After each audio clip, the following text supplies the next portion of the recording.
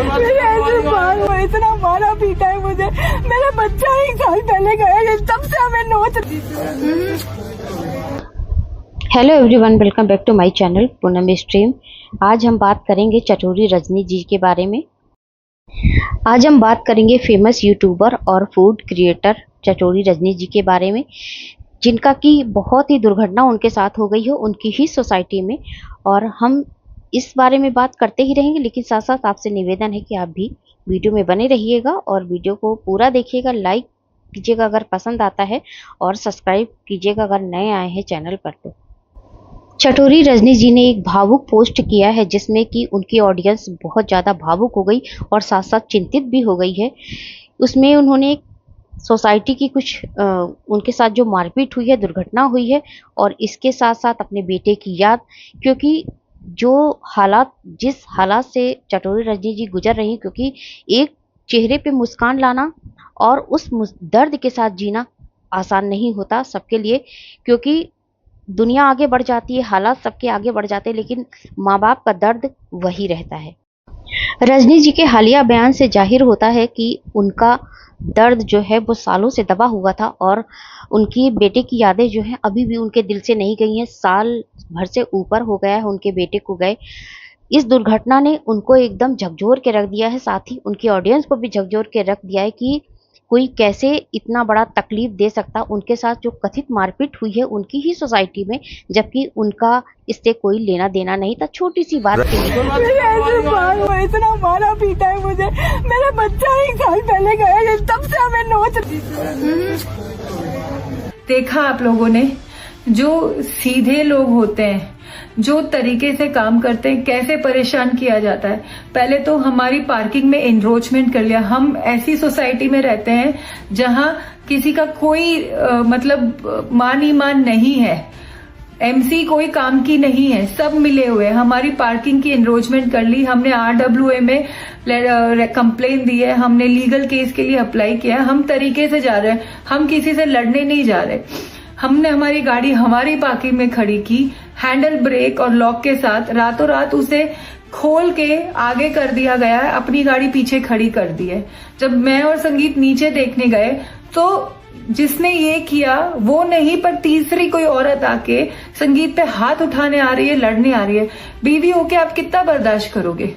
मेरे हस्बैंड इतने सीधे, वो पीछे जा रहे हैं कि भाई, और बोल रहे हैं मुझे आपसे कोई बात नहीं करनी, हमें आपसे कोई लेना देना नहीं है।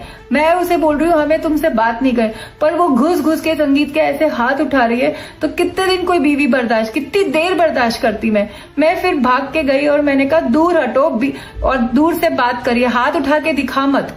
तो उसने मुझे कहा तो 2 टके की औरत, मुझे धक्का दिया, मेरे बाल नोचे, मेरे इतने मेरे बाल, अगर आप हॉस्पिटल में होते तो ऐसे गुच्छा गुच्छा, आधे से ज्यादा तो मेरे बाल नोचती है। उसने इतना मारा।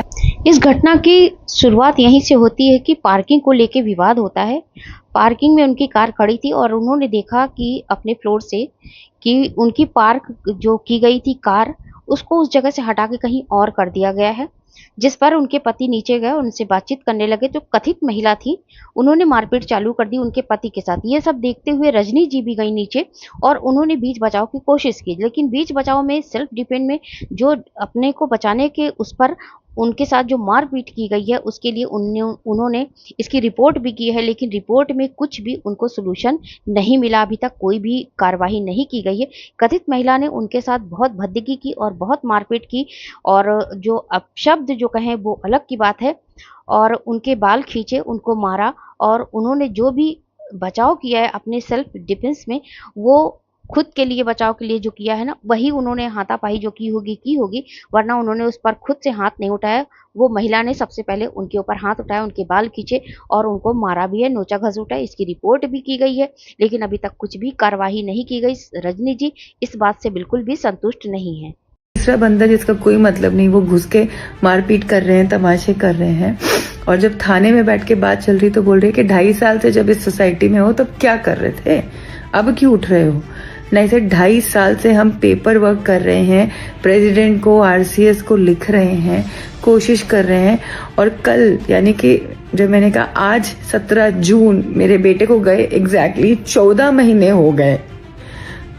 हम इस चीज को छोड़ के जीने की कोशिश कर रहे हैं। तो शी इज टेलिंग, पुलिस के सामने और सबके सामने बेटे के जाने का फायदा उठा रही है।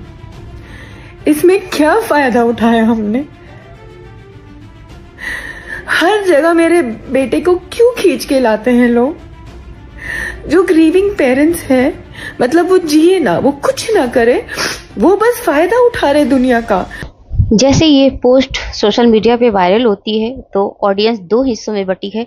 कुछ लोग इनकी बातों का समर्थन कर रहे हैं कि अगर ये लीगल रूप से कर रहे हैं, हेल्प मांग रहे हैं और तो ये सही है, और कुछ लोग अगली रिपोर्ट का यानी अगली जो पार्टी है उसकी बातों का आने का इंतजार कर रहे हैं। लेकिन जो भी हो, जैसा भी हो, अगर इनसे इन सब की बातें की जा रही हैं कि आप क्या कर रहे हो 2.5 सालों से, ये क्या कर रहे हो, तो ये सब बातें बहुत ही गलत हैं। आप समझ सकते हो कि जिसका बच्चा जाता है, जिसका एक ही एकलौता बच्चा जाता है, वो माँ बाप और कितना समझ सफर की करते जरूरत हैं, का संकेत कैसे भी हो ही सकता कैसे है। वो जीने की कोशिश करते हैं और इस दुनिया में चलने की कोशिश करते हैं। इसको वही लोग समझ सकते हैं जो इस दर्द से गुजरे हैं। तो रजनी जी का भी यही कहना है कि मेरे साथ 2 टके की औरत कह के बात किया गया और मेरे बाल खींचे, मैंने सिर्फ अपने बचाव में हाथ उठाया है। और वैसे मुझे कोई ऐसी जरूरत है, हम लोग तो खुद ही सोसाइटी से कट के रहते हैं। मुझे बिल्कुल अच्छा नहीं लगता किसी से बात करना या किसी को बुलाना। मैं किसी से भी बात नहीं करती हूँ सोसाइटी में, क्योंकि मुझे नहीं अच्छा लगता। मैं जैसे तैसे एक जिंदगी जी रही हूँ। कितना मुश्किल है हम दोनों के लिए, मतलब अपने हस्बैंड को और अपने को कह रही थी कि जीने के लिए। लोगों को लगता है बच्चा नहीं है तो ये खत्म है, इनकी आज पार्किंग हड़पी है, कल हमारे घर में घुस के तमाशा करेंगे और कोई कुछ नहीं मदद करेगा किसी की, सब बैठ के देखेंगे बस। क्या फायदा उठाया मैं और मेरे हस्बैंड कोशिश कर रहे हैं हम कैसे तैसे एक दूसरे के लिए जिए। हम घर के अंदर रहते हैं, अपना काम करते हैं या सोसाइटी के सीधा बाहर जाते हैं। मैं सोसाइटी में किसी से बोलती भी नहीं हूँ, मैं चुपचाप बाहर जाती हूँ। मैं नहीं कनेक्ट कर पाती किसी से तरन के जाने के बाद, मैं नहीं बोल पाती, ना मैं हंस पाती हूँ किसी को देख के, क्योंकि खत्म है जीने की आस। फिर भी हम दोनों कोशिश कर रहे हैं, तो लोगों को ये नहीं सहन हो रहा है।